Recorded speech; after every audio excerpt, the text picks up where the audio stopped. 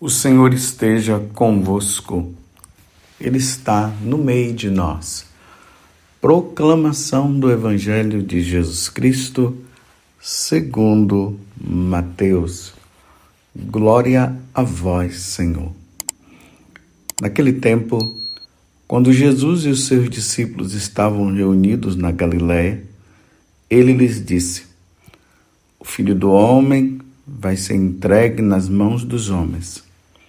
Eles o matarão, mas no terceiro dia ele ressuscitará. E os discípulos ficaram muito tristes. Quando chegaram a Cafarnaum, os cobradores do imposto do templo aproximaram-se de Pedro e perguntaram: O vosso mestre não paga o imposto do templo? Pedro respondeu: Sim, paga. Ao entrar em casa, Jesus adiantou-se e perguntou: Simão, que te parece? Os reis da terra cobram impostos ou taxas de quem? Dos filhos ou dos estranhos? Pedro respondeu: Dos estranhos. Então Jesus disse: Logo os filhos são livres. Mas, para não escandalizar essa gente, vai ao mar, lança o anzol e abre a boca do primeiro peixe que tu pescares. Ali tu encontrarás uma moeda. Pegue então a moeda e vai entregá-la a eles, por mim e por ti. Palavra da salvação. Glória a vós, Senhor. Meus irmãos e minhas irmãs, vou mais uma vez abrir um parênteses antes de fazer a homilia e quero mais uma vez convidá-los para participar, para ir nessa peregrinação para os santuários marianos que acontecerá este ano, do dia 11 de outubro até o dia 24. É para Medjugorje. Eu só estou fazendo esse convite assim, nesse momento, porque a peregrinação ela faz parte também da nossa santificação. Isso nos ajuda a compreender melhor a palavra de Deus, a compreender melhor como é a nossa vida de cristão. Nos ajuda nos lugares santos, quando nós chegamos lá, a compreender o porquê daquele acontecimento, aquele fato. Por exemplo, nos santuários marianos, nós iremos em Fátima e ali nós vamos ver o lugar onde Nossa Senhora apareceu em Fátima aos 3 pastorinhos, e ali nós vamos compreender o sentido, o significado da penitência, do jejum que nós devemos fazer, o significado de rezar pelas almas do purgatório, pela conversão dos pecadores, os sacrifícios que os meninos faziam. Imagina você chegar lá e ver com seus próprios olhos. É por isso que eu aproveito esse momento, para fazer essa divulgação. Você podendo ir, então, em outubro desse ano, do dia 11 até o dia 24 de outubro, nós teremos essa peregrinação mariana que vai para Medjugorje, passando por esses lugares. Obrigado por você permitir que eu possa fazer isso. Mas vamos à meditação do Evangelho de hoje, que é muito importante para nós compreendermos algumas coisas que geralmente na nossa caminhada espiritual na igreja nós não fazemos. Quer dizer, tem muita gente que não faz e é preciso se despertar para isso, porque faz parte também da nossa caminhada espiritual. Então vocês veem aí que o Evangelho começa hoje. Nós estamos no Evangelho de São Mateus, capítulo 17, do versículo 22 até o 27. E ali diz o seguinte: Jesus começa a falar para os apóstolos o que vai acontecer com ele. E o que é que vai acontecer? Aquilo que, na verdade, ele veio realizar no nosso meio. Jesus veio para se oferecer em sacrifício ao Pai pela nossa salvação. E aqui veja, e aqui está dizendo assim, Jesus começa a falar para ele, que eles o matarão, mas no terceiro dia ele ressuscitará. E os discípulos ficaram muito tristes com isso. E aí quando chegaram lá em Cafarnaum, eu só estou narrando agora o evangelho como aconteceu. Lá em Cafarnaum, os cobradores do imposto do templo. Olha, é preciso notar isso aqui. Eram os cobradores do imposto do templo. Não eram os cobradores de impostos da parte civil, César Augusto, que mandava cobrar. E nós vemos ali, por exemplo, Mateus, que tinha o nome de Levi, que ele cobrava os impostos. Ele não cobrava os impostos para o templo, ele cobrava os impostos para dar a César. Bem, isso aqui ficou bem compreensivo, né? Então, os cobradores de impostos, eles se aproximaram de Pedro e perguntaram: o vosso mestre não paga o imposto do templo? Os santos padres dizem que essa pergunta que eles estão fazendo não é nem com má intenção, mas era apenas para procurar saber se ele pagava o imposto do templo. Pedro disse que sim. Os santos padres dizem também que não se sabe se Pedro estava dizendo que Jesus pagava mesmo o imposto, ou ele falou apenas naquele momento para se livrar da situação. Tanto que depois Simão Pedro vai e fala para Jesus que os cobradores de impostos estavam fazendo essa pergunta. Aí Jesus fala o seguinte: olha, Pedro, os reis da terra cobram impostos ou taxas de quem? Dos filhos ou dos estranhos? Pedro respondeu: dos estranhos. Então Jesus disse: logo os filhos são livres. Então, se o imposto era pago para o templo, e Jesus é o Senhor do templo, e Jesus é o Filho do Senhor do templo, que é o Pai, ele é o Filho de Deus. Então Jesus estava dizendo assim: Pedro, eu não preciso pagar, porque eu sou filho, eu não sou estranho. Mas tá bom, mas para não causar escândalo para essa gente, vai ali, pega um peixe lá dentro, você abre a boca do peixe e pega lá uma moeda e dá para eles. Os santos padres também falam uma coisa interessante. Não se sabe se Jesus, na verdade, Jesus sabia que o primeiro peixe que Pedro pegasse ia ter uma moeda, porque de repente o peixe poderia ter engolido aquela moeda, ou se o primeiro peixe que Pedro pegasse, a moeda iria aparecer. Bem, de uma forma ou de outra, o que se pode ver é que Jesus fez um grande milagre naquele momento e foi pago a moeda. Pronto, foi lá a de Pedro e a de Jesus. Tá bom, para não causar escândalo, Jesus ajudou, pagou o imposto. Mas pagar um imposto para quê? Para as necessidades do templo.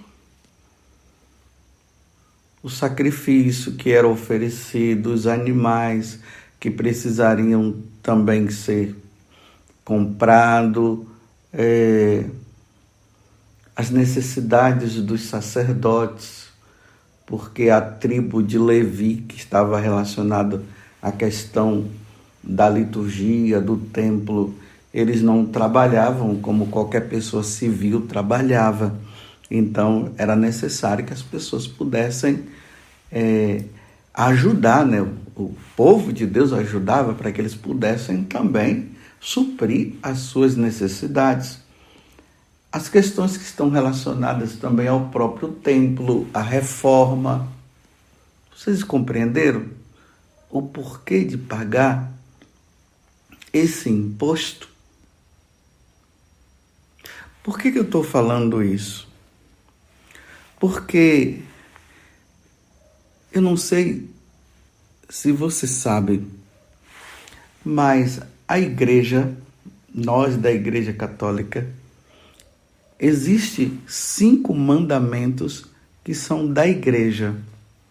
Aqui não são os 10 mandamentos da lei de Deus. São os 5 mandamentos da igreja que nós, como católicos, nós temos o compromisso de cumprir, de realizar. Por exemplo, o primeiro mandamento, são 5, né?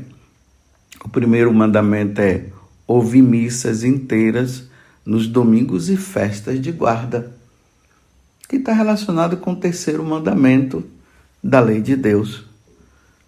Confessar-se ao menos uma vez cada ano. Na festa, né? Confessar-se ao menos uma vez cada ano na Páscoa, mas não significa que se deve confessar somente uma vez por ano. Eu mesmo aconselho as pessoas a confessar-se pelo menos uma vez por mês. É bom. Por exemplo, você coloca ali a primeira sexta-feira do mês, ou o primeiro sábado do mês, né? Que está relacionado ao desagravo ao coração de Jesus, ao coração imaculado de Maria. Coloca ali esses dias, todo mês, quando estiver se aproximando, está na hora de eu me confessar. Porque um justo peca 7 vezes ao dia. Então é bom chegar ali naqueles dias, né? Primeira sexta-feira ou primeiro sábado, e se confessar. Você vai se confessar 12 vezes ao ano do que uma vez, porque aí você ainda coloca, né? Nós colocamos em perigo, imagina. A pessoa confessa na Páscoa. Vamos supor que a Páscoa aconteceu ali no mês de abril. Aí a pessoa comete um pecado mortal em junho. Ela só vai confessar agora no ano que vem. E se morrer antes? Então é bom se confessar uma vez por mês. Mas se você cair em pecado mortal, procure um padre imediatamente para confessar. Comungar, o terceiro, comungar ao menos pela Páscoa da ressurreição. Pelo menos, aí tá vendo? Uma vez por ano. Graças a Deus nós podemos comungar todo domingo.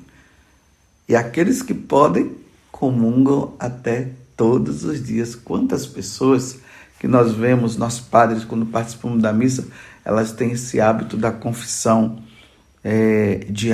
da comunhão diária. Jejuar, o quarto, jejuar e abster-se de carne quando manda a Santa Madre Igreja. Então, toda sexta-feira é dia de nós jejuarmos e abstermos de carne, como manda a Santa Madre Igreja. Você entendeu? Esses são os mandamentos. E agora, os 5 mandamentos da igreja. Está faltando um, que é esse daqui. Pagar dízimos segundo o costume. Então, é uma obrigação de nós, católicos, pagar o dízimo. É interessante, meus irmãos, que o dízimo na Igreja Católica não é como nas igrejas protestantes. Eles exigem, tem que pagar o dízimo, porque isso e aquilo. porque senão você vê que muitas vezes por trás de tudo isso tem muita gente enriquecendo com esses tais dízimos. Tudo se reduz ao dinheiro, não é verdade? Mas vamos deixar os protestantes para lá e vamos para nós católicos. Na Igreja Católica, o dízimo não é exigido como a 10ª parte. Vamos supor, uma pessoa ganha uns 10 mil reais, aí ela tem que pagar o dízimo de R$1.000. Então, para nós católicos não há essa exigência. A exigência é que nós, de acordo com as nossas possibilidades, nós possamos pagar, ajudar ali na nossa paróquia. O nosso primeiro compromisso é com a paróquia. Por quê? É mais ou menos o que eu disse antes, em relação ao Templo de Jerusalém. A igreja, ela precisa que os fiéis ajude na manutenção das igrejas. Aqui eu falo da igreja no aspecto físico. Quantas igrejas precisando de restauração? Às vezes os padres ficam fazendo gincana, fazendo isso, fazendo aquilo para tentar arrecadar alguma coisa, para tentar, por exemplo, colocar o teto, porque o teto já está quase caindo, restaurar o teto.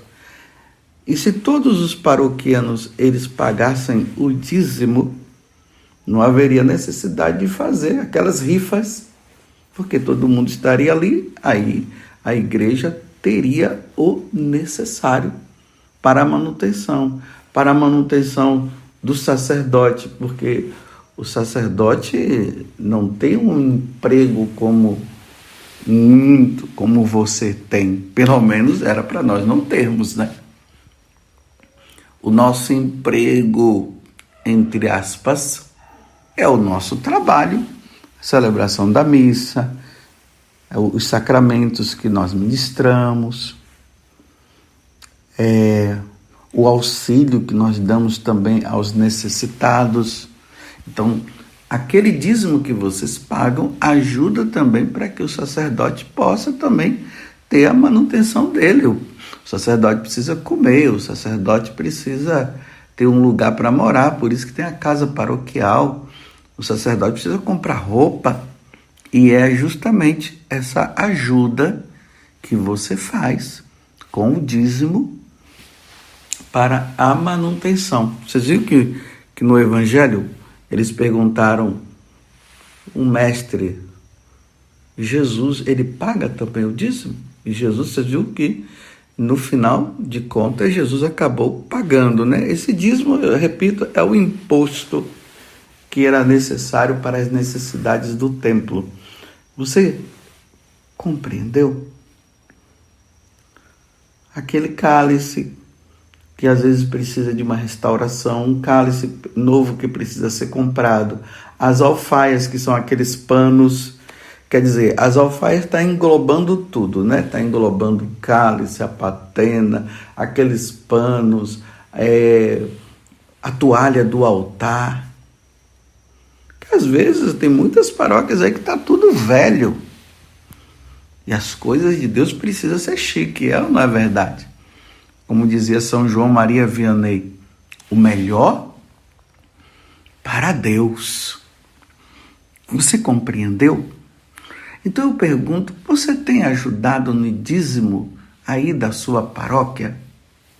Eu repito, a igreja não vai exigir de você que você pague aquelas coisas alarmantes, né? Você ganha tantos milhões, aí tem que pagar em milhões. Não. Aquilo que vai de acordo com a sua consciência. Às vezes nós gastamos o dinheiro com tantas coisas, com tantas bobeiras, né? Que tal você poder também ser um dizimista fiel? Aqui eu digo, se você não tem condições, pode ficar tranquilo. Deus não precisa do nosso dinheiro. Que isso fique bem claro. Deus não precisa do nosso dinheiro. Mas a igreja precisa. A igreja necessita da sua ajuda. Eu repito, você tem ajudado a igreja? A sua paróquia? Quantas igrejas por aí que está tudo caindo, o teto está caindo. Não é verdade? Quantas igrejas por aí que as roupas do padre, as vestes, eu estou dizendo as vestes para o santo sacrifício que precisa ser assim, bem polida, bem limpinha, nova. E está lá às vezes as coisas tudo assim, velho, estragado. As imagens da nossa igreja que às vezes precisa de uma restauração, de uma pintura, é com a sua ajuda. Aqui eu queria dizer uma coisa também. Às vezes a gente ouve por aí o zum, né? Que uma vez que nós pagamos o dízimo, Deus vai nos dar muito mais. Nada disso. O dízimo é uma forma de agradecimento a Deus por tudo aquilo que Deus nos deu. Deus nos deu um emprego. Deus nos deu, através desse emprego, um bom salário. Através desse salário, é que você compra as coisas da sua casa. Então, Deus deu. Aí Deus pede também que em forma de agradecimento, em forma de louvor, em forma de adoração, em forma de tudo isso, você possa dizer: Senhor, aqui está. Eu te agradeço pelo trabalho que o Senhor me deu, por esse salário que o Senhor me deu também. Aqui eu estou dando uma pequena parte. Isso aqui não quer dizer nada, mas eu dou diante de tanta grandeza, diante do teu amor para conosco. Está aqui, Senhor. Eu te devolvo, eu te dou aqui para a manutenção da igreja, para as necessidades do padre. Muitas vezes o padre também precisa, a igreja local, os padres precisam também praticar a caridade. Muita gente bate na nossa porta, os pobres batem lá na porta pedindo. Aqui eu vou abrir um parêntese, porque eu sei que já tem aquelas pessoas que já vão dizer assim: mas estão usando o dinheiro de forma errada e tal. O padre está assim, está rico, aquela coisa toda. Eu não vou ajudar, não. Olha, meus irmãos, cada um vai prestar conta dos seus atos. Agora, que isso não seja um pretexto para você não querer ajudar o templo de Deus, a casa de Deus. Fechando o parêntese, por exemplo, as hóstias. Como comprar as hóstias? Não é o governo que vai dar dinheiro para comprar hóstias, para comprar vinho, não. É a ajuda sua, é a contribuição sua. Aí compra aquela hóstia que vai se transformar, se transubstanciar no corpo do Senhor, e o vinho que vai se transformar no sangue do Senhor. Deus vem e se torna presente no meio de nós, como eu sempre falo e todos os padres falam. Mas a hóstia é comprada. E é a ajuda sua que vai fazer com que tudo isso possa se realizar, possa acontecer. Eu pergunto a você mais uma vez: você tem sido fiel? Então o dízimo não é para a gente dar para Deus devolver mais. Eu dou R$100, então você quer a prova? A prova vai ser essa: dê R$100 para você ver, Deus vai te dar 200. Não. Deus não vai te dar 200, você vai dar 100, ponto final. Se você tem R$ 1.000 em casa e você tira 100 para dar para a igreja, você vai ficar com R$ 900. Deus não vai dar 200 ou 300 para triplicar. Não. Essa não é a forma correta de se interpretar o dízimo que é dado. Tudo bem, se em alguma situação isso aconteceu, você deu e de repente você ganhou mais, tudo bem. Deus é Deus, Deus é generoso. Deus não se cansa de ser generoso. Mas a finalidade não é essa. A finalidade é nós tirarmos, em forma de agradecimento, tudo aquilo que Deus nos deu para a manutenção do templo. Como está a sua igreja? Você já observou como está a sua igreja? Ela está limpa? Está bonita? Está feia? Se tem um lugar na nossa cidade que precisaria estar um luxo, brilhando, bem destacado, diante de todos os outros prédios, é o templo do Senhor, é a casa do Senhor. A casa do Senhor tem que estar chique, e é a sua ajuda que vai fazer. Você compreendeu? Reveja. Vamos tirar aquelas coisas, aqueles questionamentos que nós ficamos e faz isso e faz aquilo, e vamos ajudar. Eu repito, dá uma olhada na sua igreja, como é que ela está?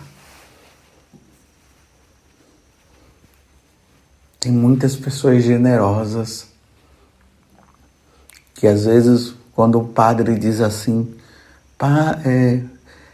povo, meus fiéis, nós estamos precisando colocar um crucifixo novo, porque esse crucifixo está assim, está assado, e as pessoas vão lá e ajudam.